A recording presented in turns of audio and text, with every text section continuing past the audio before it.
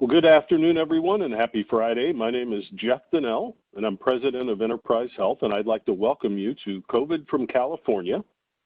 And today's webinar is focused on COVID-19 legal, clinical, and digital trends coming out of the West Coast. I'm going to moderate today's panel discussion, and we have a great slate of speakers with us today. And they include Dean Frieders, and Dean is the General Counsel at MobileMed Work Health Solutions, and he's going to cover the legal topics. We also have Erin Davis, and she's a nurse practitioner and manager of occupational health clinic operations at Stanford University, and she's going to talk about clinical matters. And we also have Emily McComb, and Emily is Account Management Director at Enterprise Health, and she will cover using digital solutions to navigate COVID-19. And today's webinar is sponsored by both MobileMed and Enterprise Health, and it's part of a COVID-19 themed webinar series that we've been running over the past 7 months or so to share insights and experiences from organizations that are involved in the intersection of this pandemic and its impact on occupational and employee health. We really want to thank the team at MobileMed for suggesting this topic, as they are certainly knee-deep in helping employers manage their way through the COVID-19 pandemic. And MobileMed is an occupational health provider that specializes in on-site employee health programs for large employers. Their organization is gaining a national and international reputation and is delivering customized medical services that are delivered either via mobile vans or at on-site clinics that are housed at employer facilities. And MobileMed is working with manufacturers, software companies, construction firms, large amusement parks, international airports, government agencies, and other employer organizations. And then Enterprise Health is actually the only cloud-based health IT solution that combines occupational health and compliance, clinical care, and employee engagement on a single, interoperable, certified electronic health platform built to equip enterprise health clients and their employees for a healthier future. And we work with blue-chip global organizations, government agencies, and hospitals and health systems who operate their own on-site employee health clinics and provide employee health services to other organizations as well. So just a few housekeeping items for today. We've muted everyone except our moderator and our panelists on entry so that we minimize background noise. We are going to record today's session, and we will email everybody who registered and everyone who attends early next week with a link so you can access the recording. Also, we've assembled a great panel. So we have a group of occupational and employee health experts who really have been in the thick of addressing COVID-19. And we've asked each of our panelists to make some initial remarks about their observations on today's topic. And then at the end, we'll have a Q&A session. So you can submit questions via the chat feature in WebEx, and we'll get to as many as we possibly can at the end of today. Now, we know just based on the folks that pre-registered that we certainly have plenty of people from California who are attending today's webinar, but we also have attendees from all over the United States. And while today's session certainly emanates from the Golden State, we all recognize that this is a global pandemic. However, California, is always recognized as both a wellspring of innovation, but also as kind of a first mover oftentimes when it comes to regulation. So our intent today is to shed light on what is happening on the West Coast when it comes to managing employee health during this pandemic, recognizing that the California experience certainly has broader application. So whether you're located in California, have operations or employees in California, or even if you have no California connections whatsoever, today's content is really designed to share learning that is likely to impact you. So leading off for us today is Dean Frieders, and again, Dean is General Counsel at MobileMed Work Health Solutions, which is based in California, and Dean is going to talk a little bit about some of the legal implications of what is happening both nationally and in his home state. Okay, go ahead, Dean. Thanks for that great introduction, Jeff. And we're very pleased to be here today. We always enjoy partnerships with Enterprise Health.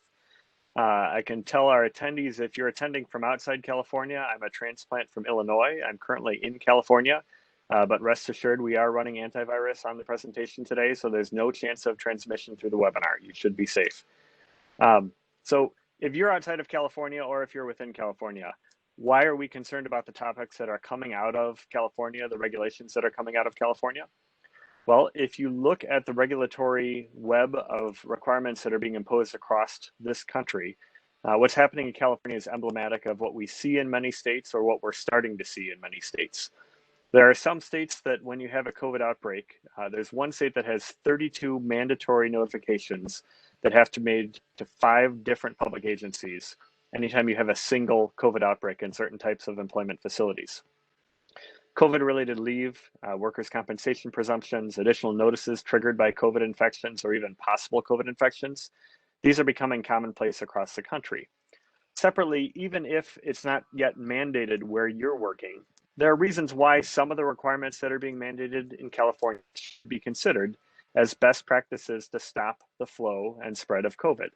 So if you're not if you're not subject to regulations yet that mandate you comply with these, some of them should be evaluated for implementation unilaterally so that you can adopt some practices that will help keep your workplace safer. So why are we talking about this today? Well, if you're in California, there are several regulations and requirements that are actions that require immediate compliance that took effect upon passage and require you to start taking action today. If you're outside of California or within California, regardless of the effective date of these regulations, several of them are things that you should consider implementing right away if you're not already doing them. Rapid reporting of infections at any of your work sites, getting that out to your employees and also to contractors working at the sites. That's something you should be considering implementing if you haven't already. Reporting COVID-19 infections to workers' comp carriers. We'll talk more about that in a couple minutes, but there are some reasons why early reporting makes sense, even potentially before you're aware of a causal connection between the work site and a COVID infection. Documenting your COVID response policies, your leave and your notices, having a good set of forms in place to respond to any potential infection or any employee request for leave relating to COVID. In just about every state, there are a myriad of different types of leave, whether it's federal leave, state leave, a local law, or even just basic sick leave or workers' compensation law that are all intersecting here. And understanding how they intersect and making sure your policies are compliant and you're telling your employees what they can and can't do, these are critical steps to take. These are actions that are going to help protect your enterprise. So we wanted to start by talking a little bit about OSHA guidance. This is something that's applicable nationwide, even in states that have statewide, like California has our own Cal OSHA. These are factors that you should consider with respect to the intersection between COVID and recordable workplace illnesses or injuries. We're accustomed to thinking about workplace injuries that are recordable as, an employee falls off a ladder, an employee is shocked, an employee is injured by a piece of equipment. The concept of infectious disease being a recordable workplace illness or injury is not something we customarily deal with, at least outside of the healthcare setting. But OSHA has come out and provided some guidance to us on when we should consider COVID to be recordable. So first, from OSHA standard, you have to have a confirmed positive test diagnosis. That's a critical step. Based on the standards that they've put out, if you don't have a confirmed test, there is not a requirement to report it. So if you have an employee who calls in and says, I have symptoms, I called my doctor, I'm not getting tested, but they said I have to quarantine, that's not a recordable illness according to the last standards from OSHA. If you do have a positive test, the employee was tested and tested positive, then you have to proceed into the rest of the OSHA elements. Is it work-related? How do we know if COVID is work-related? Well, there's not a objective standard that says, yes, this clearly is, or no, this isn't. So we have to consider the nature and duration of the exposure. Is the employee an employee who's in a public-facing position or not? If it's someone who's isolated back in a private office, or if they're isolated in an office trailer working by themselves and they don't have exposure to the public or other employees, incredibly unlikely that their exposure is going to be work-related. If they're an employee who's working a front desk and engaging in extensive customer service, particularly in areas that aren't as compliant or aren't as regulatory with regard to requiring masks and sanitization, more likely it could be work-related. We also look at other employees in that immediate area. If you have 7 employees working in an area, 5 of them contract COVID, more likely that that's going to be work-related. If it's a single employee working in a group and only one employee contracts it, well, that's a factor that makes us think this may not be work-related. So what's the spread of the disease in the workplace? And then finally, you're going to look if there's alternate explanation for the exposure. If the employee contracts COVID and you speak with them and they say, yeah, my son got it last week, and then my wife got it, and my daughter got it, and now I got it, that seems like an alternate explanation for the exposure that could reduce the likelihood that it's a workplace exposure. So you're going to evaluate those factors to determine if it's work-related. Finally, according to OSHA, you'll look at if there are any reporting criteria that are triggered. And these are the standard OSHA recordable illness or injury workplace criteria. So death, missed work, restricted work, and so on. If you look at those, anytime you have a COVID exposure, you're going to have missed work. Someone that is exposed to COVID is going to be required to stay home, to isolate, to quarantine, to remain out of work for a period of time. Unless they are working from home, teleworking remotely, and 100% able to continue working, you will always have some missed work. Medical treatment beyond first aid. That's another one that COVID almost always triggers. There's almost always going to be follow-up with a primary care doctor. There's almost always going to be, these days, there will almost always be testing completed. So that is another one that you're very likely to see. And then third, a physician diagnosis of significant illness. So we're not talking about loss of consciousness or transfer, those kind of issues. They could apply, but these are the most likely ones. If you have a physician diagnosis that an employee has COVID, that by itself is almost certain to trigger that criteria. So if you have an employee who has a positive test, and if they miss work, they get any medical treatment, they're diagnosed with COVID, you're really focusing on, is it work related? What was the nature of their exposure at work? And that's something that we're looking at nationally. So we'll transition to some of the more specific California regulations. Assembly Bill 1867 was recently passed. It took effect about a month ago on September 19th. If you're familiar with the Families First Coronavirus Relief Act, the federal law, FFCRA, FFCRA typically applies to employers with 500 or fewer employees. This California state law triggers leave for employers with 500 or more employees. So this is trying to impose another layer of leave for larger employers who are exempt under FFCRA. And what does it offer? It offers supplemental paid sick leave for COVID. The provisions are somewhat similar to FFCRA. You get up to 2 weeks of leave, up to 80 hours. So if you're a full-time employee, 80 hours. If you're a part-time employee, it's a calculation based on the number of hours that you normally work within a given work period. It is triggered by more than just a COVID diagnosis. It can be triggered by a quarantine or isolation order, an order from your healthcare provider, or an employee prohibition on working. So if you prohibit employees from coming in due to a COVID-19 exposure, that can trigger this supplemental paid leave. Again, this is another layer of leave to supplement the federal law. It's something that we're starting to see in a number of other states. This applies not only to employers with 500 or more employees, but also to employers that have first responders or healthcare workers. So the concept of supplemental state legislation that's creating additional paid sick leave for persons who are suffering from COVID, that's a trend that we're seeing nationwide. Senate Bill 1159 is another California law. This took effect immediately. It affects all California employers, but this is one that I really think is going to be applicable nationwide as well in the coming months.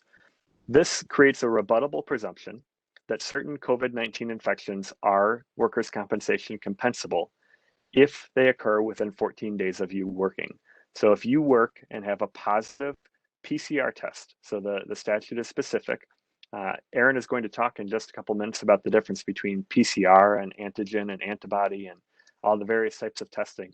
This is based on PCR testing, which is really considered the gold standard for reliability. If you contract a COVID infection and have a positive PCR test, and that occurs within 14 days of when you worked, for certain circumstances, there's a presumption that that's going to be a compensable injury. This changes the timeline for when you're going to be eligible for temporary disability payments. Now, under this law, if you have any paid COVID leave, for example, if you get the COVID leave we talked about in the previous statute, you have to take that before you're eligible for temporary total disability payments. But this gives you a broader window to use TTD. It also requires that you, as the employer, report any COVID infections to your workers' claims administrator. Now, there's a retroactive reporting period if the infection occurred before this bill took effect, and there's a current reporting period. So we're in that retro window right now. If you have COVID infections that have occurred since about June to today's date, you should look at the statute if you're in California and report those to your workers' compensation administrator. If you have infections occurring in the future, you're required to report them within 3 business days. There are some unique rules in the statute about the type of information that you share. They restrict sharing protectable health information. There are some kind of interesting nuances to how the reporting works, but definitely a statute to take a look at. When I say it's going to be applicable across the country, right now we don't have a standard for how workers' compensation claims are going to be evaluated. I believe the standard that we're seeing in here with a presumption that exposures are work-related is something we're going to start seeing across more states. AB 685, also a California law. This is one of our central considerations here. It takes effect January 1st. It applies in California, but should be considered by all employers. If you have an employee or a contractor at one of your job sites who gives you notification of a potential COVID exposure, and it's based on either a lab-confirmed diagnosis, a doctor's diagnosis with or without a test, a COVID isolation order from a public health official, again, with or without a test, or a death due to COVID as determined by the county. We say county here because it's the county health department in California that would make that determination. So if you get that notice from an employer or contractor, you are required to notify all employees, as well as the employer of any contractors who were at the same work site during the infectious period. We have some details up on the screen there about what that means, but in essence, you're thinking the place that the employee worked. If they're in a 100-story building and they work on the 7th floor, you're going to look at the 7th floor. If they're working out in a field harvesting almonds, you're going to look at the other employees that were in that field. So you're looking at the site the employee was at, not necessarily every employee who was within a mile of the infected person. You're looking during the infectious period, which is determined by the Department of Public Health, and Aaron will give us some clinical data on that momentarily. If you get that notice from the infected person, you're required to notify the employers and contractors in writing. You have to give it by personal service, email, or text. You have to send it within 1 business day.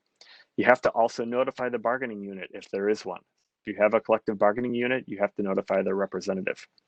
In that notice, you have to give them notice of the available leave, the benefits they have. You have to tell them that they're protected against retaliation or discrimination for using their COVID leave. And you're required to advise them of your safety plan for COVID control. So we're thinking aerosol transmissible disease protection plans, injury and illness protection plans, you're required to give them notice. If you have 3 or more cases within 2 weeks, you have to notify the Department of Public Health. And you have to keep your records of these notices for at least 3 years. There will be auditing of this coming in the future. If you have a worksite that presents an imminent COVID hazard, Cal OSHA has the authority to go in and shut down that worksite unilaterally. It's something that all OSHAs have in theory, but this makes it express with respect to COVID. So summarizing the trends that we saw, more COVID leave, supplementing the federal leave, rebuttable presumption on workers' compensation compensability, and notifying your comp carriers so they can be prepared to deal with the potential influx of claims that'll be coming. And notice to employees and contractors of potential exposures. As an employer, you have an obligation to minimize the spread of COVID-19 and maintain your COVID safety plan. You have an obligation to track where your employees and your contractors are working and track exposures over a longer period of time, over the infectious period. If I say the infectious period is 14 days, and you have to think about demonstrating where your employees were or were not working 14 days ago, are you going to be able to do that? You have an obligation to engage in some rudimentary worksite contact tracing. If you get notice of an infection, you have to go back and look where an employee was or wasn't and give notice to everyone who was around them. You have to maintain records and implement a system that allows you to give notifications and that allows you to maintain those records in a secure and safe fashion, complying with the laws. So what are the hurdles to implementing that? As an employer, we have to generate and track data relating to COVID exposure in the workplace, as well as employee diagnoses coming from outside the workplace. We have to track employee assignments. We have to implement infection control best practices. We have to provide data. We have to provide notifications. So there's a clinical aspect here, and there's a technical aspect. During the process of this, we need to understand how COVID works from a clinical perspective so we can prevent it, so we know what the infectious period is. and we have to track all of that data somehow. Even when COVID is over, when there's a vaccine that comes out and everyone's vaccinated, we have herd immunity, this is a thing of the past, we're going to have excellent health records retention to show that we complied with the OSHA retention requirements, the Cal OSHA requirements if you're in California, to show you're complying with HIPAA, with CMIA, which is a California Medical Records Confidentiality Act, or your state version of that, as well as managing and responding to workers' comp claims and other potential regulatory or legal liabilities that are going to be in the pipeline. We have to think about, if our employees are infected and we adversely impact another contractor at the work site, what's our liability going to be there? And how are we going to document what our response was, what efforts we took in order to mitigate potential harm to other persons? So we have some regulatory standards being implemented. We have some hurdles to overcome. Much of those hurdles involve understanding the clinical aspects and understanding how we manage data in order to effectively protect ourselves and our employees. And that's where my other two speakers come in today. So I will turn it back over to Jeff to introduce our next speaker, and we can learn more about the clinical implications of COVID-19. Thank you very much, Dean. That was great. Next up is Erin Davis. And Erin is a nurse practitioner and manages clinic operations at the Stanford University Occupational Health Center. So Erin, take it away. Thank you, Jeff, and thank you for the opportunity to let me speak today. So initially, from a clinical perspective, how do we prepare? We need to understand COVID-19 from a clinical perspective, and that's going to guide best practices for management. So initially, we're going to talk about testing.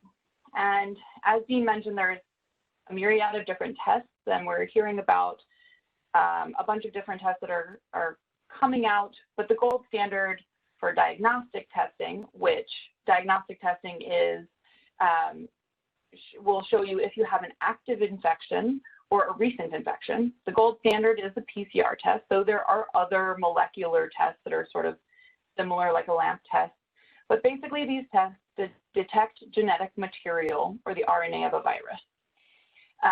They can take about 1 to 7 days for the results to return. The one caveat is that while it detects a piece of the virus, it doesn't necessarily mean that that piece of the virus is actively replicating. So there are new tests that are coming out that are FDA approved. We have one now at Stanford for negative strand testing that actually, when you get the PCR test coming back positive, you can then run a negative strand test to see, is this an actively replicating virus? And so we're getting closer to being able to tell whether people are actively infectious or if they've had infection in the past and they just have sort of pieces of the viral RNA left over.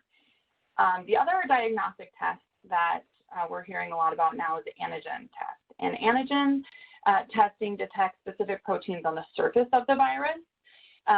They can be used, they may be less specific and a little less sensitive, but they can be used for screening testing in high-risk congregate settings in which repeat testing, so routine testing daily or every other day, could quickly identify people with a SARS-CoV-2 infection to help with infection prevention and control measures and help prevent transmission.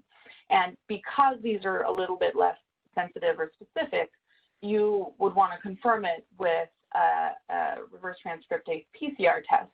But the testing itself can be helpful in terms of rapid testing. As Dean mentioned, the California law does specifically say that you have to be positive with a PCR test. So even if somebody tests positive with an antigen, you'd want to repeat it with a PCR anyways to confirm. The antibody testing looks for antibodies made by the immune system after viral exposure.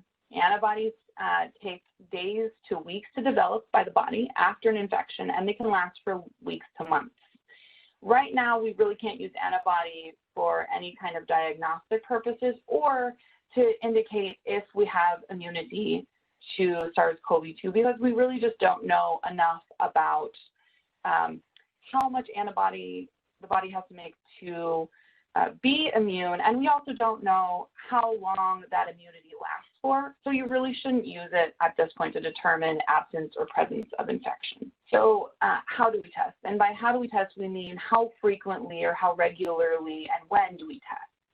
So types of testing in the workplace: baseline testing, which would be initial screening for individuals returning to the work site. So people who are new hires, people who are, say for California, after the shelter-in-place return to work, or people coming from, returning from travel outside of, for us, our immediate area, domestically or internationally. We do sort of a baseline test to see where they are at that point in time.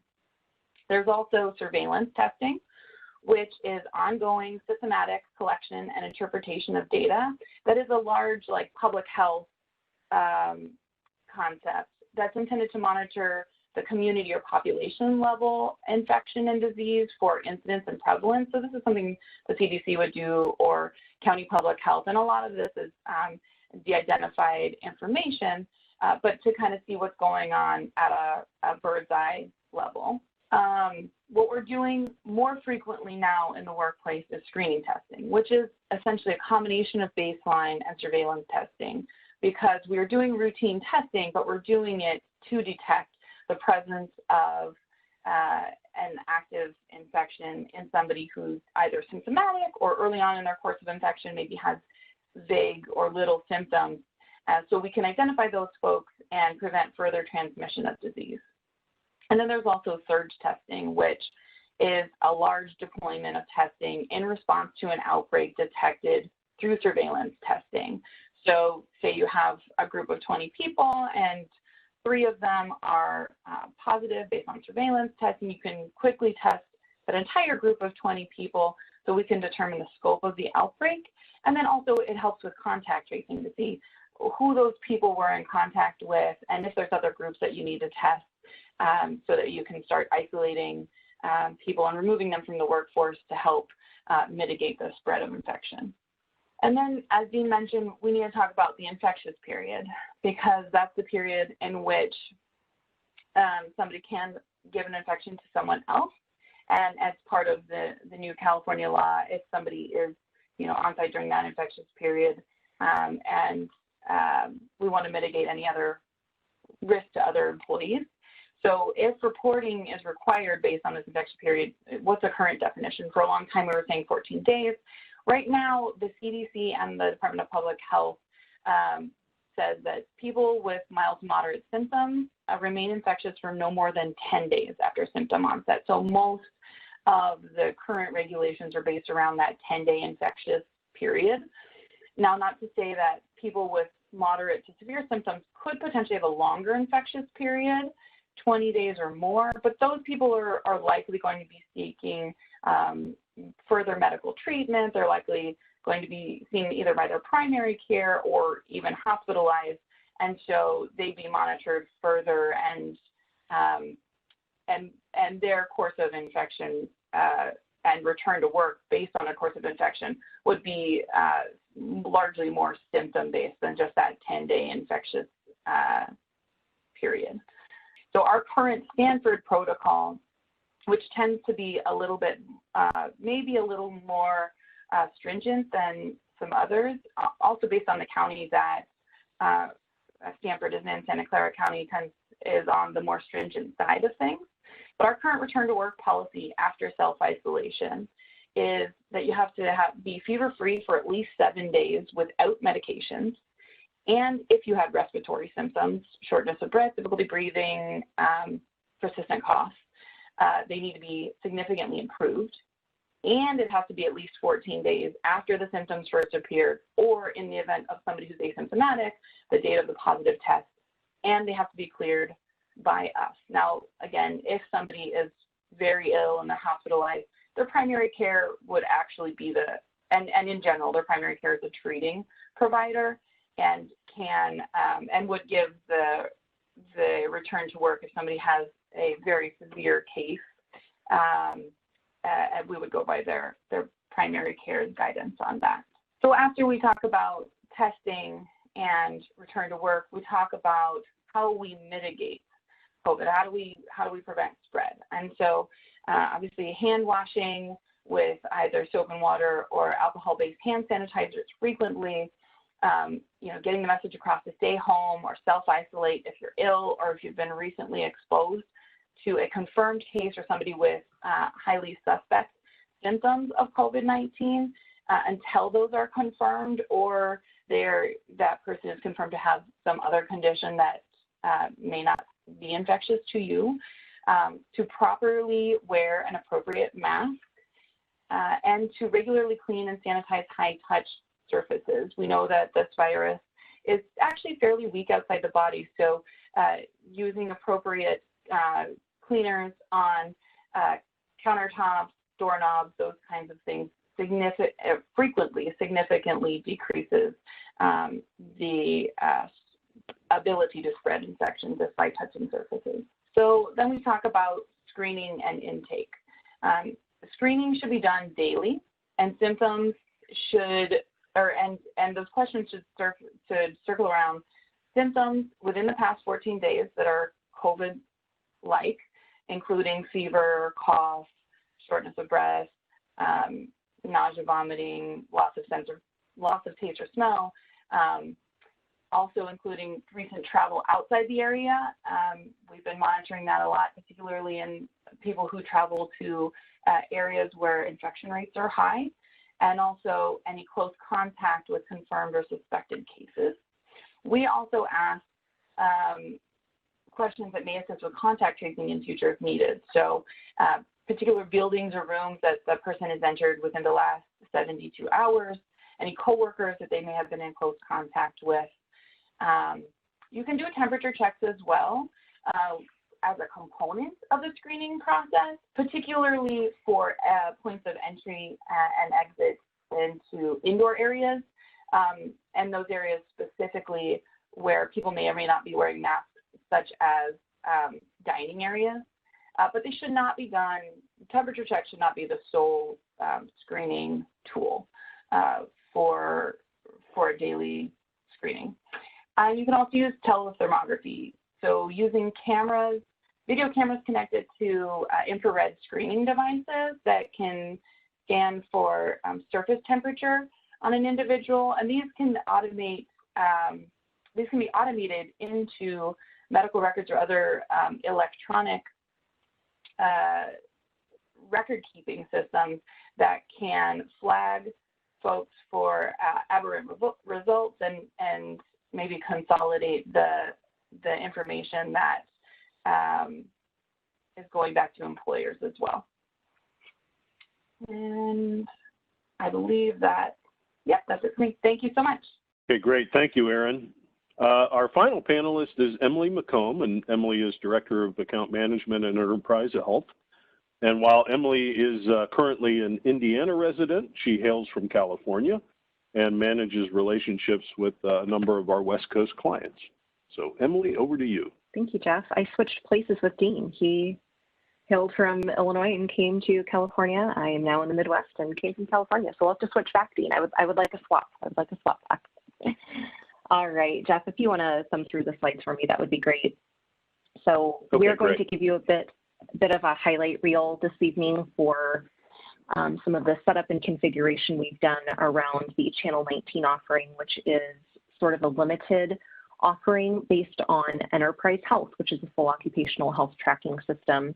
We had fortunately worked with some customers a couple of years ago during their Enterprise Health implementation who had the need to build a pandemic tracking system and then put it on a shelf. They didn't have a need for it at that moment, but they had had a need for it in the past. And it was a very painful thing to track in spreadsheets and on paper. So as a part of our implementation, they said, hey, let's develop something that we can pull off the shelf if we were to unfortunately need it in the future. And unfortunately, here we are with COVID, and they did need it. So we were able to spin up a lot of these features really, really quickly with our customers, which is great. So I'll keep it to a highlight reel this afternoon and give you an overview, starting with employee symptom monitoring. So at the frequency that your organization needs, we can send out SMS and email messages to remind your employees to submit their symptom monitoring. This can be done just once a day at a predictable time, which is what a lot of organizations are doing now, just to get people kind of in the habit of each day at 6 a.m. or whatever it might be, going through and doing their symptom monitoring. We are starting to work with more employers who are wanting to do this on a shift-by-shift basis. So if your shift starts at, say, 10 a.m., we would want them to receive that reminder maybe at 8 a.m. so that we have a little bit of lead time there, especially with some states now mandating that if you work double shifts, like we so often see in healthcare, you may need to report twice. You may need to do your symptom monitoring more than once per shift.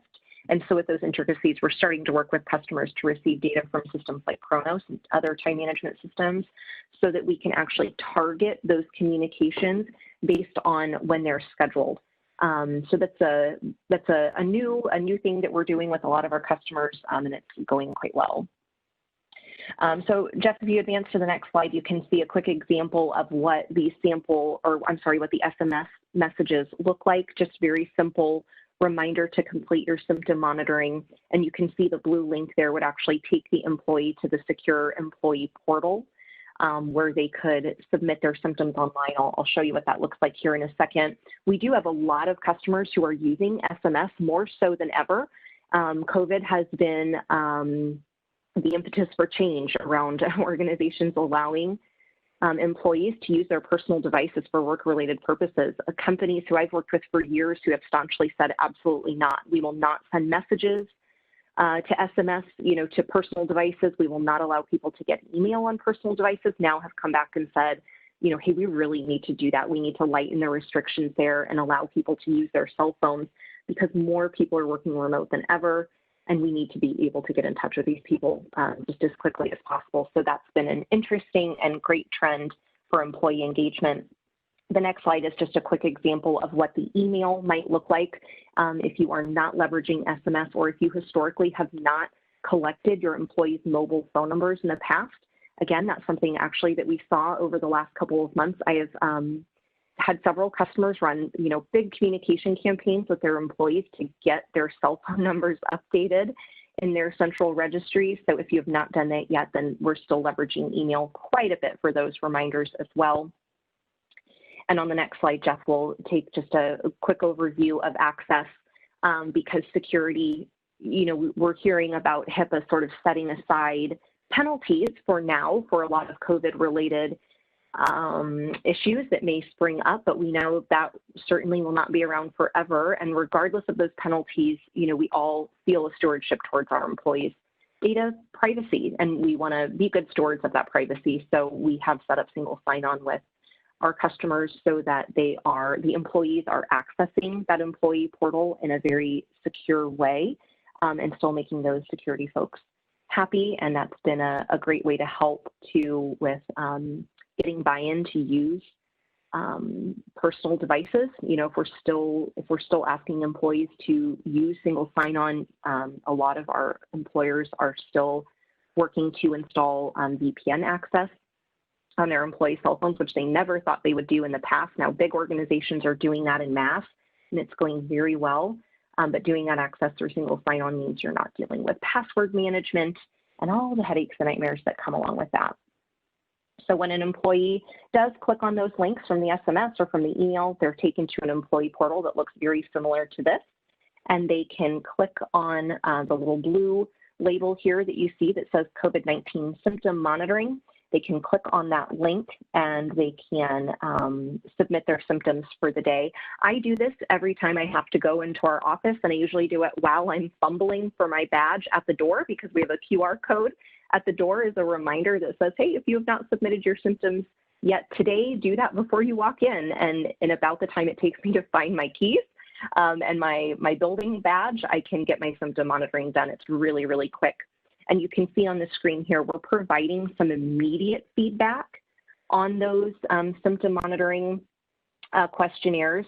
At the bottom, if they answer no to everything, they're not symptomatic, they haven't had a fever, the system gives them a quick point of feedback to say your answers indicate that you're cleared for work today. If they mark yes to anything, that message would change and it would say your answers indicate you should not come to work. Please call to schedule a telehealth visit. The nice thing about the platform is that these questionnaires are really in the customer's hands to control. The text that you're seeing conditionally at the bottom of the screen can say anything you'd like. Some say, please call your supervisor. Others say call the employee health hotline at XYZ. Other customers have, opened entire call centers because they just have such an influx, unfortunately, with, seasonal allergies even, and things going on in their area where people are just calling in droves because they have the sniffles and needing to kind of sort through that and weed through those folks who need to quarantine or need to come to work. So you're in control of the questions that are being asked on the page, and then conditionally also the statements that are being made at the bottom of the screen as well. As a follow-up, when they submit that page, depending on how they answered, they would also receive an email with a big, colorful message in that email. This image just displays right in the body of the email, and it either says you are cleared to go to work today or you are not. And it has the date in nice big numbers as well. And what's nice about this is that when they walk into the building, if you do have security officers monitoring your employee entrances, they can just hold up their phone with this email from, even 10 feet away, and you can still read that date really clearly, and you can see if they are cleared or not cleared. And it's a real easy way to manage access to the building because you're able to just visually see this really quickly. Or if this is something you're requiring that they show their supervisor, there's a level of accountability when an employee knows they're going to have to show proof of having submitted their symptom monitoring before they come to work. It's not a passive thing. If you're doing that proactively, we've seen that that really does increase adoption significantly.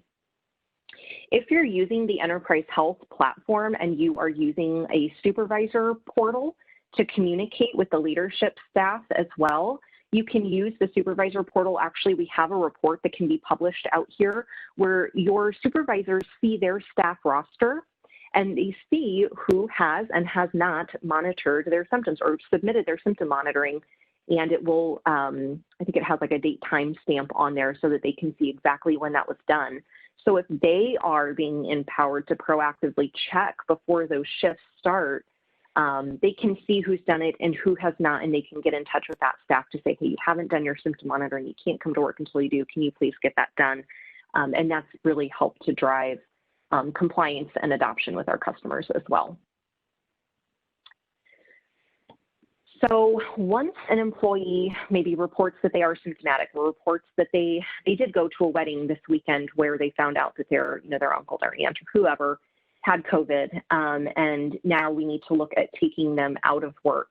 Our clinicians have encounters in the system, visits, where they can start to track what is going on with that employee's case. So why are we monitoring them? Was it a work-related exposure? To Dean's point, that's critically important for your OSHA logs. We need to know if that was determined to be a work exposure or if there was a community exposure. To Erin's point, we're starting to see a bit of a resurgence in customers who are wanting to know about their employees' business travel.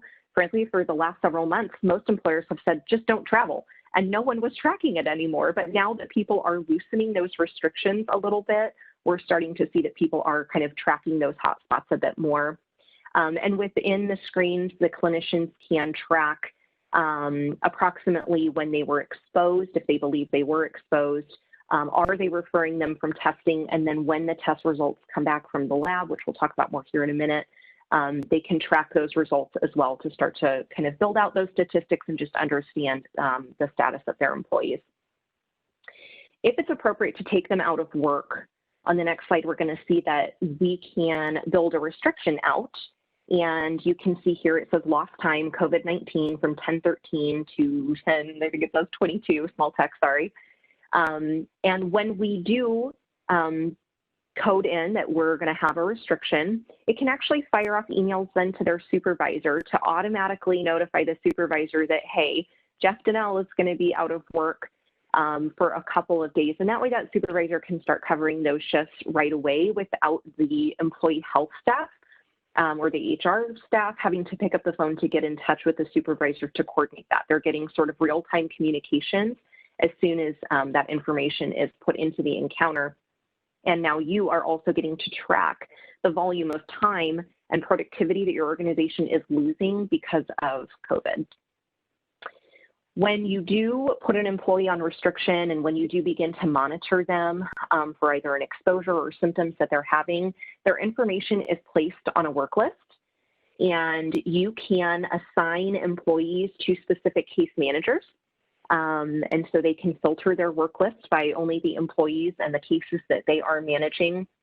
And you can see on the screen here, just gives you a quick picture of people who've been referred for testing, if their test results have come back, if they were positive or negative, and if they are on restriction, what those dates are. And certainly they can navigate to the employee's chart and see that in a very granular way within their encounter and within their chart. But this just gives a quick picture for that case manager so that they can just, quickly understand what is going on with the employees that they're helping to manage. So let's look a little bit at lab testing and tracking of results. It's been a firestorm of activity in lab integrations these days. We've had an integration with LabCorp and Quest, certified integrations with those partners for a long, long time. We've worked with tons of hospital labs to do Epic and Cerner integrations, but we have seen a pretty significant uptick in just even smaller lab groups who have started to do COVID testing, and so we've done a lot of lab integrations recently, most of which are bidirectional. If at all possible, we really want to set you up to be able to order the lab test directly out of the system. So if you've noted that somebody needs testing and you're putting them out of work for a while, right from that encounter, you can create that order and it transmits electronically right over to LabCorp or whoever you have an integration with. So that you aren't, managing a separate system, and the clinician can just order that right out of the system. And also, by doing that, then you're able to, when the result comes back, you really get to kind of link those results up. So you can tell, just at a glance through some quick system reports, which results are outstanding and which you've received back. So when you do get the results back, they will come back. This is an example of just a sample LabCorp test that comes back. You can see it's kind of small text, I'm sorry. There's a column that says normal and it says not detected, meaning the test essentially is negative. And these are all discrete encoded values. So again, you can trend with your organization to see, gosh, our infection rates up or down. And you can also place some automated business rules around these for notifications. So if you see that a positive test result or a negative test result in this case was sent back into the system, you can trigger an email that would automatically go to that employee to let them know, hey, your test was negative. You can, return to work or, get in touch with us at EHS for next steps. And Jeff, if you advance to that next slide, I think I put in an example of what that email might look like. Yeah.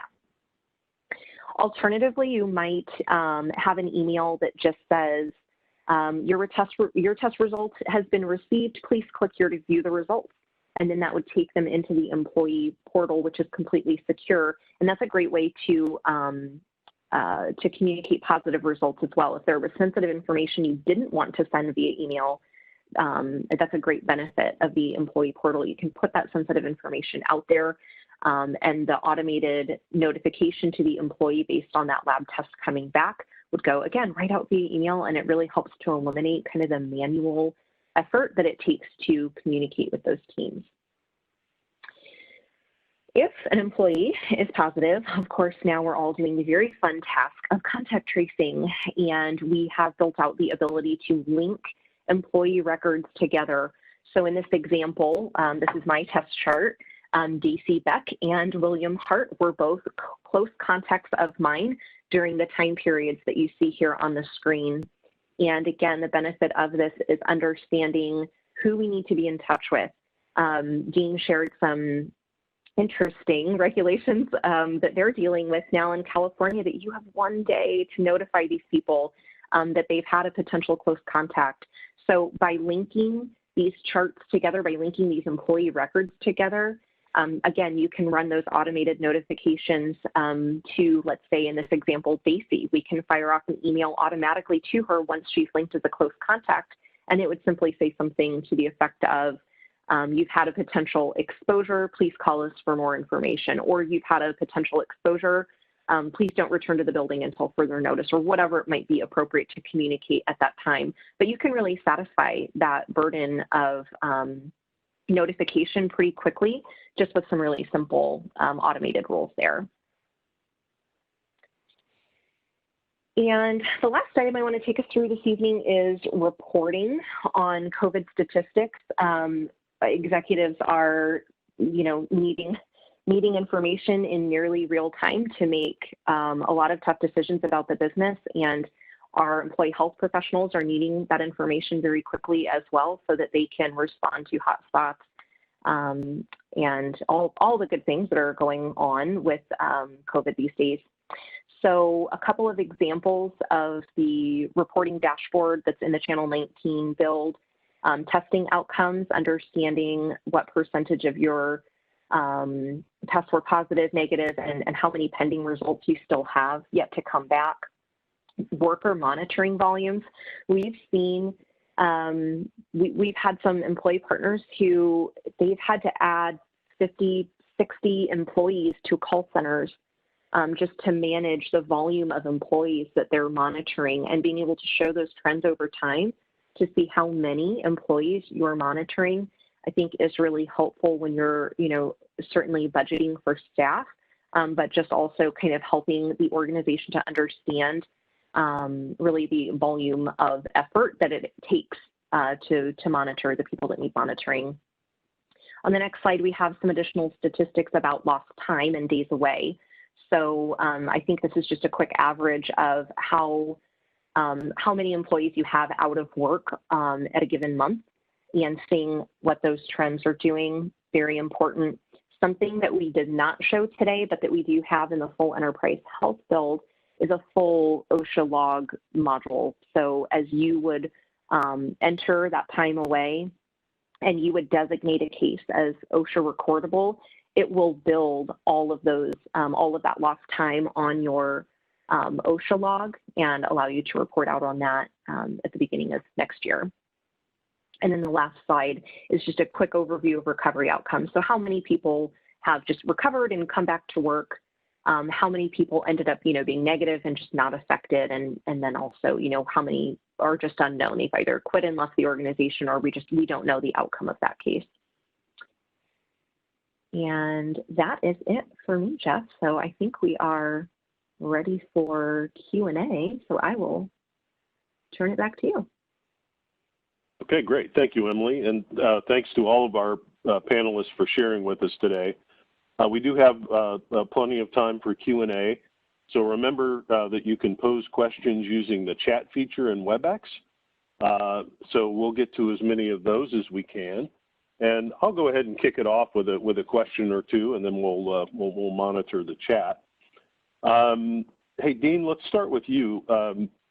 California is often painted with kind of a broad brush as being let's call it regulation rich. In your experience, how does regulation that starts in California kind of make its way to other geographies? Well, I think one of the things that we've seen in California, interestingly, is the legislature has been pretty consistent. There hasn't been a lot of divisiveness in the state legislature, at least, about the need for COVID-related regulations, and so they've been able to pass laws pretty quickly. Some other states have had more challenges with that. So in essence, California is just able to move a little bit faster in this space. There are some areas where we have very extensive regulations in California that significantly impact business operations, but I think as we tried to show, many of the things that are being put into regulation here are really best practices. So there are things that you have to do if you're in California, but if you're in my home state of Illinois, not all of them are laws yet, but they're things that you really need to look at. So there are things that, whether they become a law in a given state or not, a lot of businesses are going to be doing them because they're best practices. Or there are companies that are multi-state and they do some business in California and some in other locations, and they kind of look to the most rigorous set of regulations and follow those universally. But you may not want to give your employees additional leave that they're not otherwise entitled to, but you really should take a look at giving the notifications when you have an infection in the workplace. You should Think about how you're handling workers' comp or how you're going to, and how you're interacting with your comp carrier. So we are leading the nation in many ways in the regulations right now, and that spread is going to be because a lot of it seems like the right thing to do from a conservative business approach. Gotcha. Great. Thank you.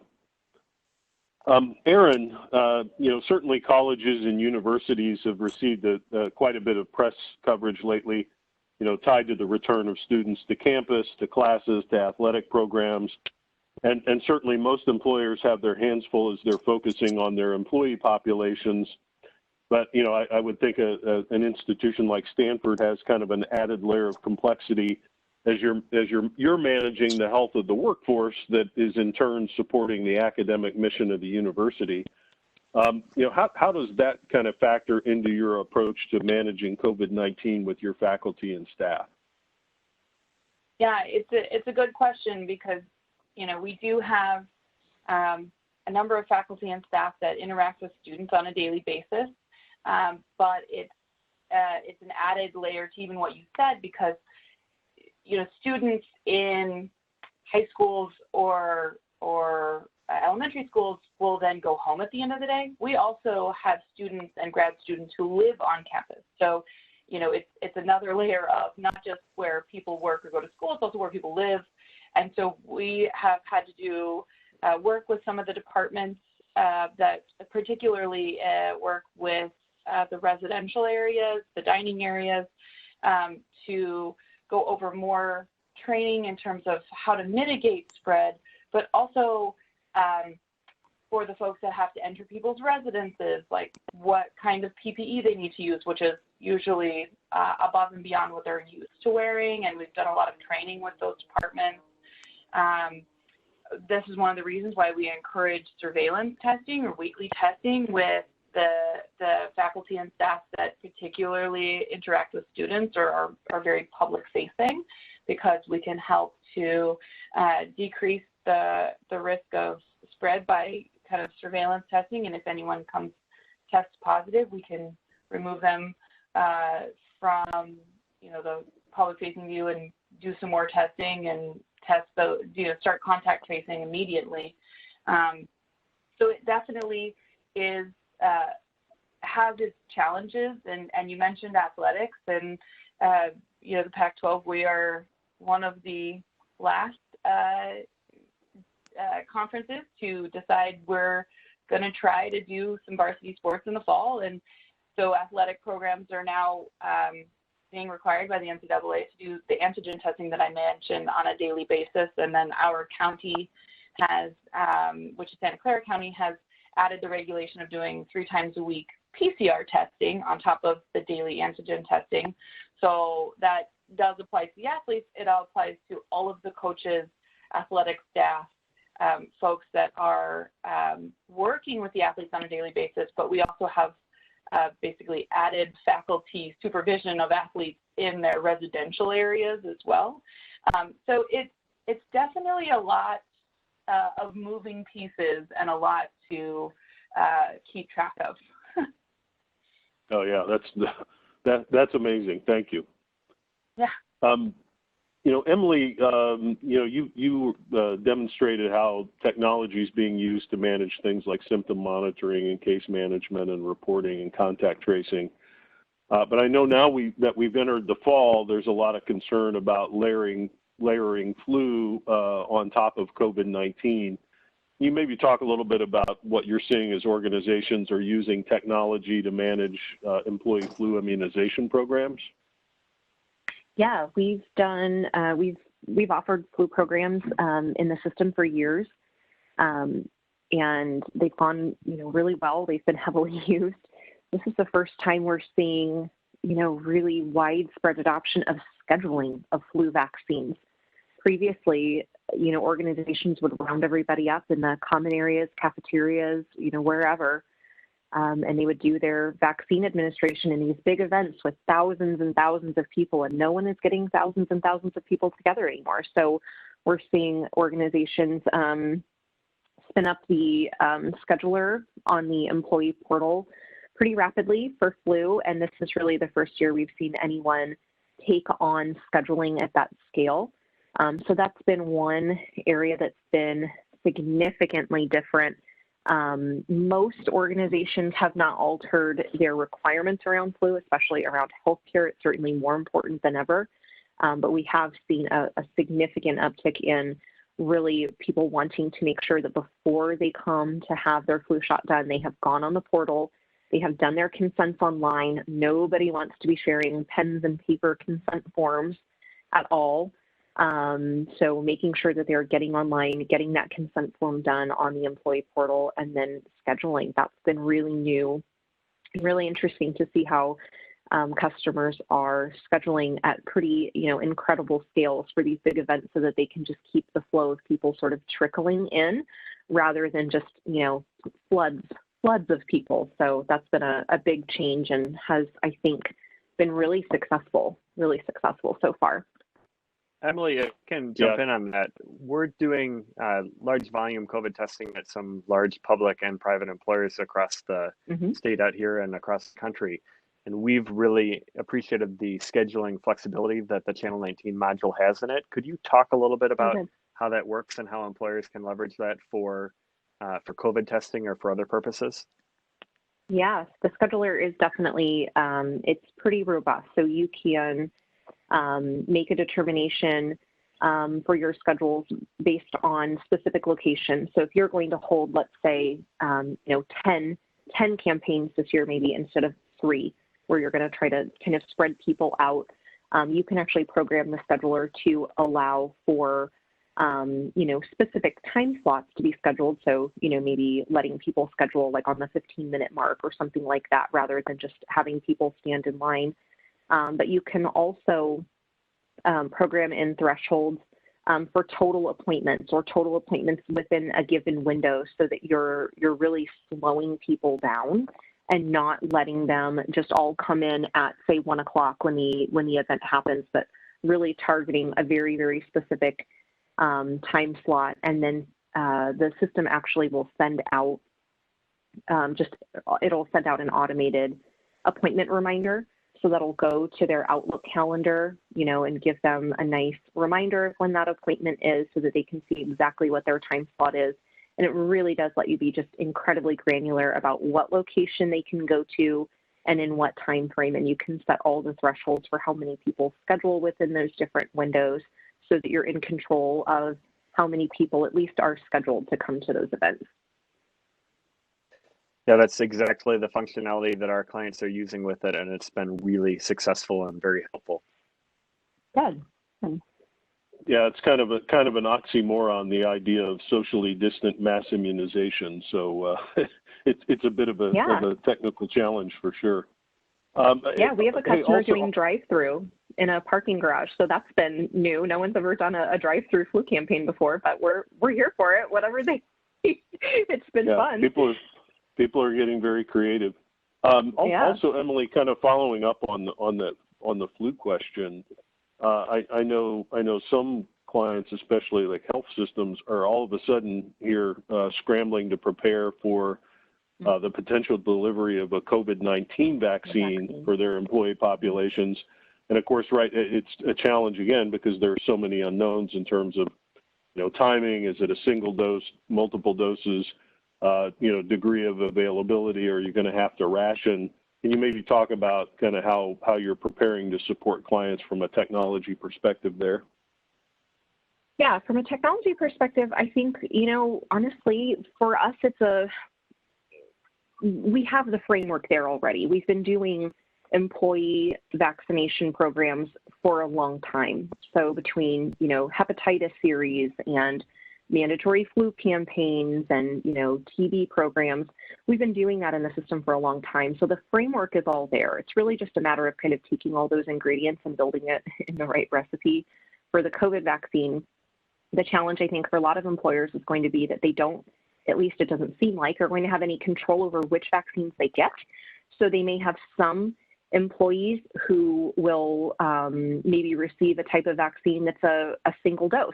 And they may have others that need to come in 2 and potentially 3 times for follow-ups like they would with hepatitis series. So we're actually in the process of building out models, because it's really all models at this point. None of it None of it is real yet, but we're building out models so that based on the injection you were given and the manufacturer that was documented when your injection was given, your follow-up series for vaccines will be automated and will build rules out based on the clinical indications from the manufacturer that say, you know, if you've only had your one, your series is closed if that's all the manufacturer requires. If it's 2 and 3 and however many, then there will actually be a scheduled vaccine series that will take place in the system, and then we'll run automated notifications to go to the portal to schedule that appointment. If, you know, if that needs to happen within a specific window, which we're assuming it will, just like hepatitis and other vaccines that happen on the series, we'll start to send out reminders that, hey, you're getting close to time when, you know, you're going to have to start your series over, and here's what that means. So we're fortunate that the framework is there. It's really just going to come down to understanding what the clinical indications are, what the clinical requirements are, and then just kind of packaging up that recipe. But yeah, we've spoken with several customers who are definitely, you know, grappling with a lot of the logistics of getting those vaccines stored and administered. For us, the technology piece will probably be the easy part. Unfortunately for our customers, we get the easy side of the stick. Right. Dean, question for you. You know, the legal landscape around COVID almost seems to be evolving and mutating faster than the disease itself. And even I know for those of us who are involved in this day to day, it's hard to stay on top of it. But you know, what advice do you have for our attendees on how best to kind of stay aware of and on top of the rapidly changing guidance and legal requirements? Well, I think the best advice is always just to hire a really brilliant attorney to represent you.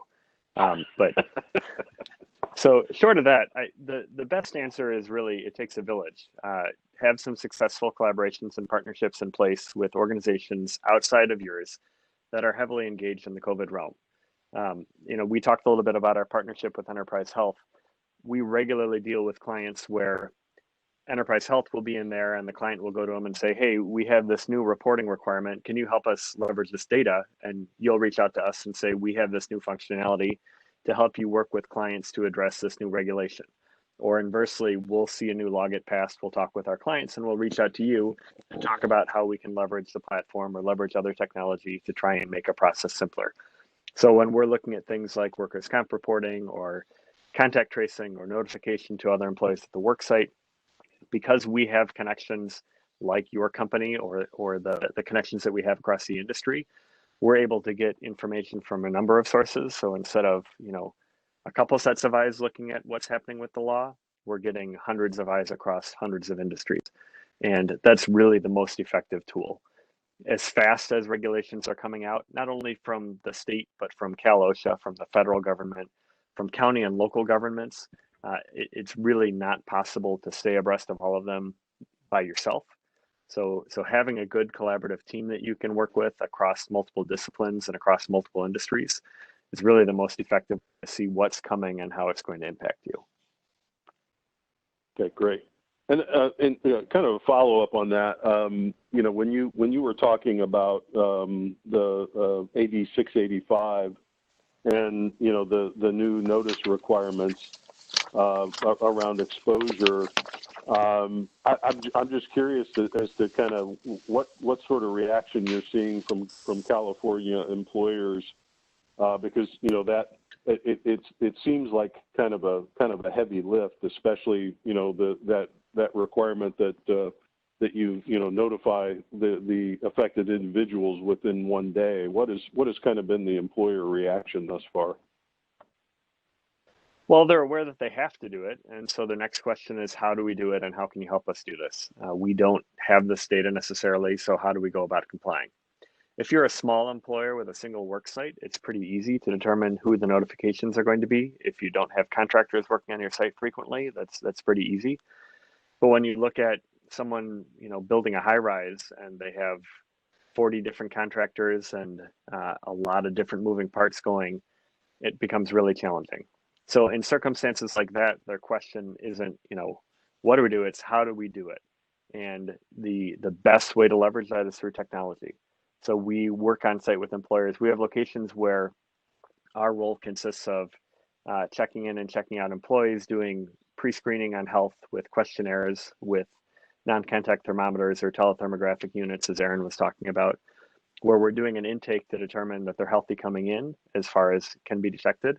And then we also track where they're going in that day, what site they're going to be working at, what office, what wing, what floor, what building.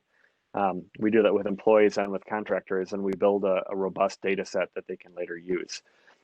On locations where we're fortunate to use Channel 19, that data can be plugged right into it. So as Emily said, you can have a process where an employee checks in at the beginning of the day, does their health screening questions. You can also have them log in the system where they're working that day. So we can go back into Channel 19 and say, okay, we had an exposure in the B wing on October 5th. Who else was in the B wing on October 5th? Pull all that down, and it makes the notification process very, very straightforward. So the best answers here are how do we do it? And the best answer to that question is technology, leveraging technology to make the gathering of data that we don't normally gather simpler and to make the reporting automated.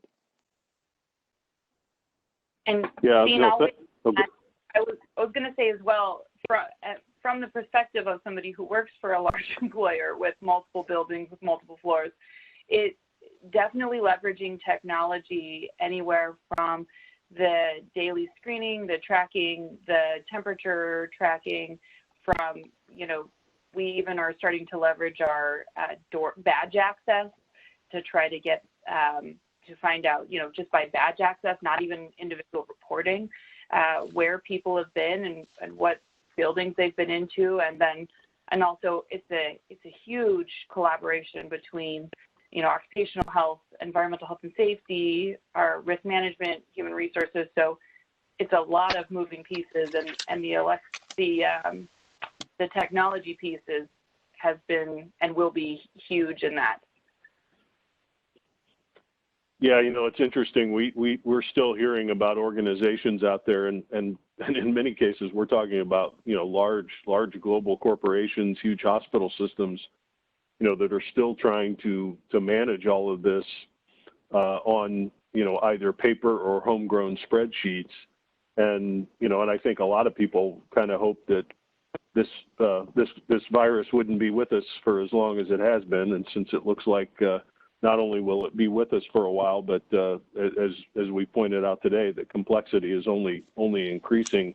I can't imagine how you could kind of stay on top of all of this, especially with more and more regulatory requirements, unless you're using the right kind of technology. Yeah, we've seen employers try the paper records and try Excel and try building their own kind of ad hoc systems for tracking, and it just doesn't work. And when you look at a state law that says not only do you have to give this notification, but you have to keep the records that you gave the notification for at least 3 years, there's a reason they're creating that retention period, and that reason is so there can be some retrospective auditing to make sure employers were complying. And the employers that don't comply, don't give the notices, and have outbreaks and have potential damages arising out of that, they're painting themselves into a corner. So having the right tools in place quickly is really essential. Gotcha.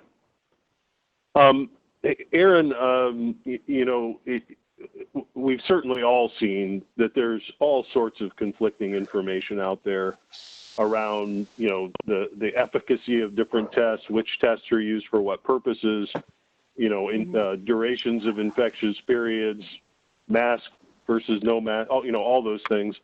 I'm just curious from an employer perspective, what kind of questions are you getting from your employee population, and how are you guys kind of addressing those questions and maybe some of the misperceptions that are flying around? Yeah, I mean, the answer to your question is yes. We get all of those questions, and I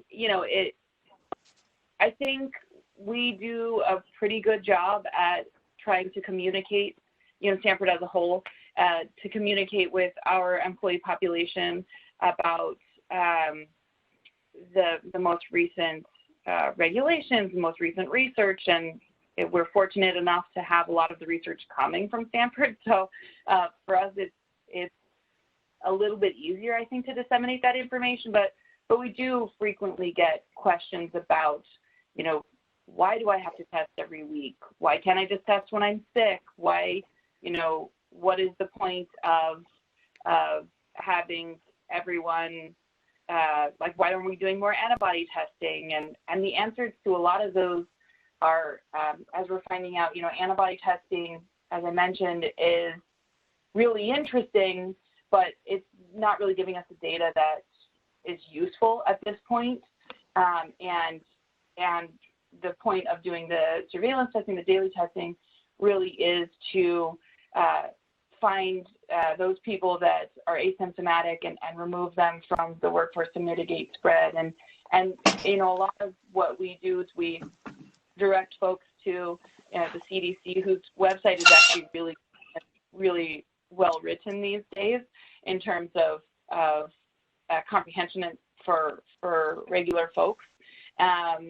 And then also Santa Clara County, which is the county, as I mentioned, that we're in, has really good resources. And so we try to give people as much information as they can handle. And then also, you know, we're just constantly there to reassure and to answer questions. I think that's been the biggest thing for us, is just how present we've been with everything and knowing that people have access to us more than the actual answers themselves. Gotcha. Thank you. Mm-hmm. Okay, well, I don't think we have any additional questions that have come through on chat, and we are kind of reaching the end of our time here. But this has certainly been a great discussion, a great exchange of ideas. I really want to thank all of our panelists again: Dean Frieders from Mobile Med, Aaron Davis from Stanford University, and Emily McComb from Enterprise Health. I know all of you are incredibly busy during these times, so we really appreciate your willingness to prepare for today and to present and to answer questions and share some of the really interesting things that you're doing at your organizations. So thank you very much. Thanks also to all of our attendees for being with us today. And we will send out a link to access a recording of the webinar, along with some follow-up material early next week. So again, thanks everybody. Have a wonderful weekend, and look for some communication from us early next week.